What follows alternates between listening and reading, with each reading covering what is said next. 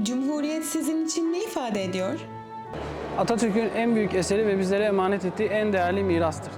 Cumhuriyet, kadın ve erkek eşitliğinde özgürce yaşayabilmek demek. Biz kadınlar için sadece bir tarih değil, bugün haklarımızın ve özgürlüğümüzün teminatı. Her yaştan insanın bağımsız ve demokratik bir yaşam hakkına sahip olabilmesi demek. Benim için demokrasi, eşitlik ve özgürlüğü ifade ediyor. Ulusumuzun bağımsızlığının ve milli egemenliğimizin simgesidir. Atamızın bizlere kazandırdığı en büyük gururdur.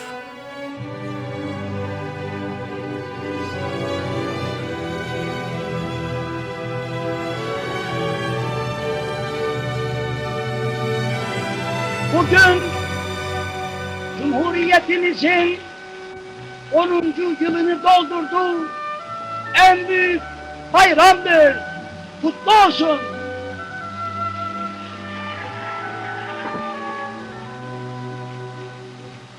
Bu anda büyük Türk milletinin bir ferdi olarak bu kutlu güne kavuşmanın en derin sevinci ve heyecanı içindeyim.